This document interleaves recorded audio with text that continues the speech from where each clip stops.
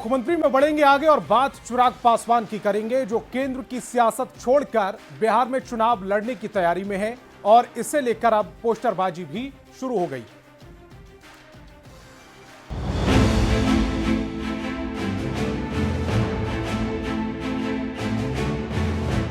चिराग पासवान चुनाव लड़ें और किसी आरक्षित सीट से नहीं बल्कि एक सामान्य सीट से चुनाव लड़ें, ये फैसला एक सामान्य सीट से चुनाव लड़ें ताकि ये संदेश जाए कि वे अब सिर्फ एक वर्ग नहीं पूरे बिहार का नेतृत्व करने को तैयार हैं।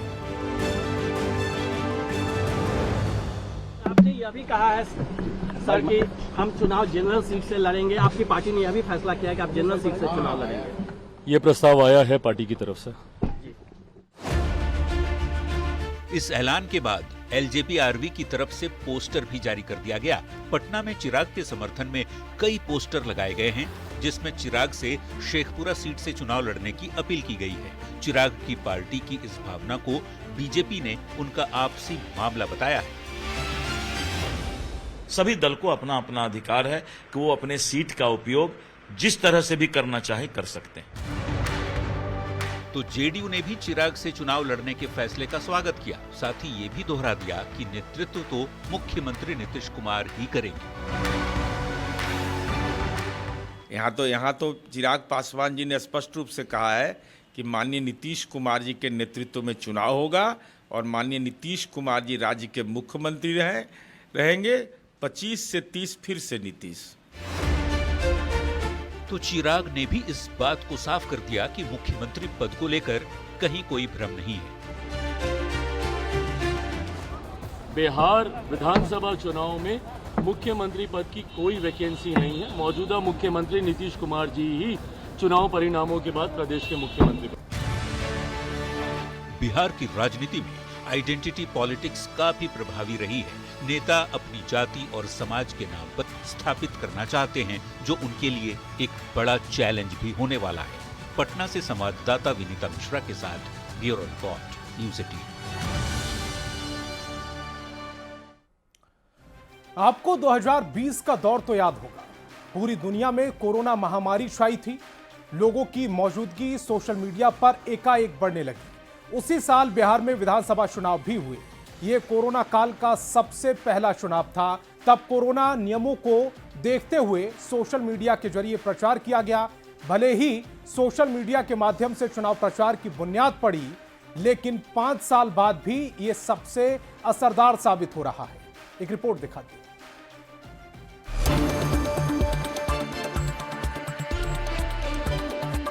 सड़कों पर छिटपुट गाड़ियां, चेहरे पर मास्क और घरों में कैद लोग। कोरोना के दौर में सोशल डिस्टेंसिंग ने डिजिटल एक्टिविटी बढ़ा दी। उसी साल बिहार में विधानसभा के चुनाव हुए तो राजनीतिक दलों ने प्रचार भी डिजिटली ही किया। अब कोरोना नहीं है, पर कोरोना काल में शुरू हुई डिजिटल कैंपेनिंग अपने चरम पर पहुंच चुकी है। किसी जमाने में चुनाव प्रचार के लिए बैनर, पोस्टर और कार्टून का इस्तेमाल होता था, पर अब राजनीतिक दल न केवल अपनी उपलब्धियां बताने में जुटे हैं, बल्कि विरोधी दलों के खिलाफ भी इस तकनीक का इस्तेमाल जमकर कर रहे हैं और अब तो एआई टेक्निक तक बात पहुंच चुकी है। एआई वीडियोस के माध्यम से जो उन्होंने नहीं बोला है, जो उन्होंने नहीं किया है, उसके भी वीडियोस बना के या फिर अलग अलग, सिर्फ यही नहीं हो रहा है, उनके पुराने वीडियोस में से कोई एक पार्ट निकाल के और उसको ऐसे जोड़ेंगे कि वो लगेगा। अपने डिजिटल प्रचार के लिए आईटी वॉर रूम भी तैयार किया है। देखिए, 2014 के पहले दुनिया ने कभी नहीं सोचा था कि भारत संचार क्रांति और डिजिटल क्रांति का नेतृत्व करेगा। प्रधानमंत्री नरेंद्र मोदी जी के नेतृत्व में आज ये भी सपना साकार हुआ। वर्तमान परिदृश्य में देश की सभी पार्टियां इसी संचार क्रांति और डिजिटल माध्यम का प्रयोग करके प्रचार प्रसार कर रही हैं, लोगों तक पहुंचने का काम कर रही हैं। आने वाले चुनाव में भी इन तकनीक की सहभागिता रहेगी।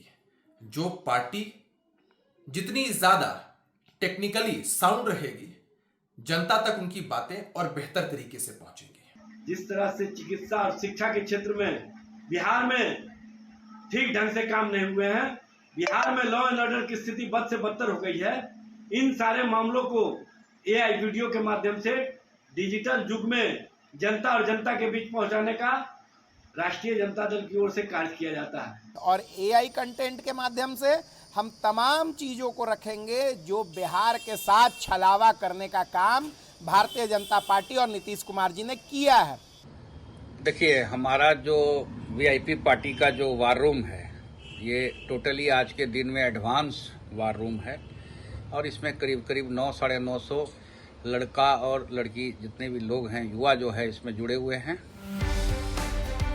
बहरहाल किसी राजनीतिक दल की तैयारी किस स्तर पर और किस हद तक है, इसका पता तो आने वाले दिनों में चलेगा। लेकिन फिलहाल मल्टीमीडिया के साधनों का राजनीतिक दल जिस तरह से इस्तेमाल कर रहे हैं, वैसे में बिहार की राजनीतिक फिजा अभी से ही। अब बात बयान बवाली की, यानी ऐसे बयान की जिस पर बवाल मचा हुआ है। आरजेडी सांसद सुधाकर सिंह ने तेज प्रताप यादव प्रकरण पर एक विवादित बयान दे दिया। उन्होंने कहा कि तेज प्रताप यादव ने कोई गलत या अनैतिक काम नहीं किया है। अब सुधाकर सिंह के बयान पर बवाल मच गया है।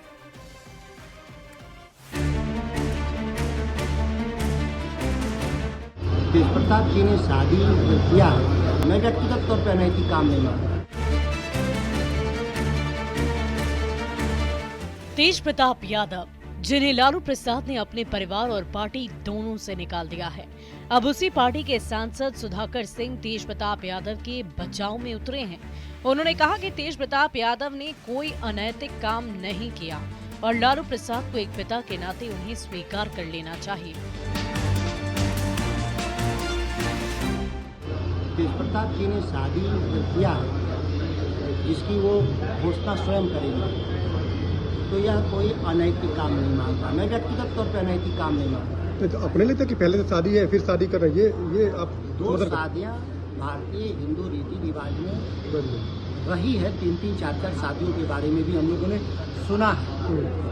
आज के भी दिन में कई शादियां हुई हैं। सुधाकर सिंह के हिंदू विवाह को लेकर दिए इस बयान पर बवाल मचने में देर नहीं लगी। विरोधियों ने इस बयान को कानून का अपमान बताया है। ये कानून की धज्जियां उड़ाने वाला बयान है और वैसे में जो अनैतिक आचरण तेज प्रताप से हुआ है, उसका ये बचाव बेहद निंदनीय और कहीं न कहीं। राजद का मतलब है अपराधियों को प्रश्रय देने वाली पार्टी। राजद का मतलब है चंपा विश्वास के अपराधियों को और शिल्पी जैन के अपराधियों को प्रश्रय देने वाली पार्टी। राजद का मतलब है महिलाओं को बेइज्जत करने वाली पार्टी, महिलाओं का सुहाग उजाड़ने वाली पार्टी। भारत में लागू संविधान में एक कानून है, हिंदू विवाह अधिनियम 1955।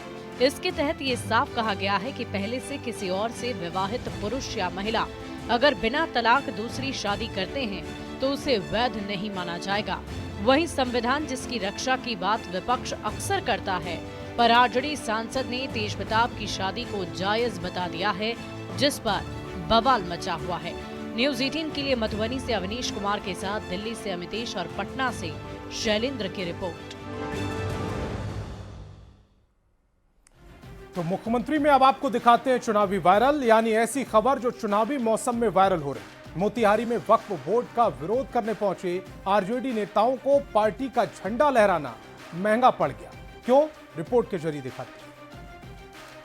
हम इस देश के नागरिक हैं और हमारे पूर्वजों ने भी इस देश के। केंद्र सरकार के वक्फ कानून को लेकर पूरा महागठबंधन मजबूती के साथ विरोध कर रहा है, लेकिन महागठबंधन के नेताओं को मोतिहारी में वक्फ बोर्ड का विरोध करना महंगा पड़ गया। हटाइए इसको तुरंत और तिरंगा रखिए, अभी सख्त। नहीं, ठीक नहीं है। आप काहे लाए हैं ही बताइए। आरजेडी का कार्यक्रम नहीं है, समझिए पहले बात को। ठीक नहीं है, धीरे का बात नहीं। समर्थक क्या मतलब है? वक्फ कानून के विरोध में आयोजित जुलूस में आरजेडी नेता पार्टी का झंडा लेकर पहुंच गए। हम इस देश के नागरिक हैं। वायरल वीडियो के बाद आरजेडी नेताओं की जमकर किरकिरी हो रही है और सोशल मीडिया पर उन्हें जमकर ट्रोल किया जा रहा है। न्यूज़ 18 के लिए मोतिहारी से संवाददाता अवनीश कुमार की रिपोर्ट। ये आरजेडी का कार्यक्रम नहीं है, हटाइए इसको तुरंत और तिरंगा रखिए, अभी सख्त। नहीं, ठीक नहीं है। और मुख्यमंत्री में अब वक्त है एक चुनावी रोचक जानकारी का। क्या आप जानते हैं कि देश के पहले निर्वाचन आयुक्त कौन थे? सुकुमार सेन। सुकुमार सेन भारत के पहले मुख्य निर्वाचन आयुक्त थे, जिन्होंने 21 मार्च 1950 से 19 दिसंबर 1958 तक इस पद पर काम किया। भारतीय सिविल सेवा के एक वरिष्ठ अधिकारी सुकुमार सेन ने स्वतंत्र भारत के पहले 2 आम चुनाव 1951-52 और 1957 का सफलतापूर्वक आयोजन किया, जिसमें बिहार का पहला विधानसभा चुनाव भी शामिल था। बिहार में 1952 में हुए पहले विधानसभा चुनाव में 331 सीटों पर मतदान हुआ और भारतीय राष्ट्रीय कांग्रेस ने श्री कृष्ण सिंह के नेतृत्व में सरकार बनाई। सुकुमार सेन की देखरेख में यह चुनाव निष्पक्ष और व्यवस्थित तरीके से संपन्न हुआ, जो उस समय के लिए एक बड़ी उपलब्धि थी, क्योंकि भारत में मतदाता सूची तैयार करना, मतदान केंद्र स्थापित करना और कुछ साल पहले ही स्वतंत्र हुए देश में चुनावी प्रक्रिया को लागू करना एक जटिल काम था, जिसे सुकुमार सेन ने बड़ी सहजता से पूरा किया। तो चलिए अब तेज रफ्तार में दिखाते हैं चुनाव से जुड़ी 25 खबरें। चुनाव 25 करते हैं एक से ज्यादा शादियां, फैसले पर लालू प्रसाद को करना चाहिए विचार। पार्टी और परिवार से बेदखल किए जाने के बाद पहली बार छलका तेज प्रताप यादव का दर्द। सोशल मीडिया एक्स पर लालू प्रसाद और राबड़ी देवी के लिए किया भावुक पोस्ट। भगवान से भी बढ़कर हैं आप और आपका आदेश। तेज प्रताप मामले पर तेजस्वी यादव का बयान, कहा आरजेडी अध्यक्ष का फैसला सर्वोपरि, किसी की निजी जिंदगी पर टीका टिप्पणी नहीं करूंगा। आरजेडी सांसद सुधाकर सिंह के बयान पर जेडीयू ने साधा निशाना, कहा यह कानून की धज्जियां उड़ाने वाला बयान। आरजेडी सांसद सुधाकर सिंह के बयान पर बीजेपी का पलटवार, कहा उनका बयान महिलाओं के लिए आरजेडी की सोच बताता है। बिहार विधानसभा चुनाव लड़ने के ऐलान के बाद पटना में लगे चिराग पासवान के पोस्टर। शेखपुरा से चुनाव लड़ने की अपील, लिखा चिराग ही रोक सकते हैं पलायन। बिहार विधानसभा चुनाव लड़ेंगे केंद्रीय मंत्री चिराग पासवान। पार्टी ने किसी सामान्य सीट से उतारने का किया फैसला। चिराग ने पहले ही चुनाव लड़ने के दिए थे संकेत। सीएम पद को लेकर चिराग पासवान का बयान, नीतीश कुमार ही बने रहेंगे सीएम।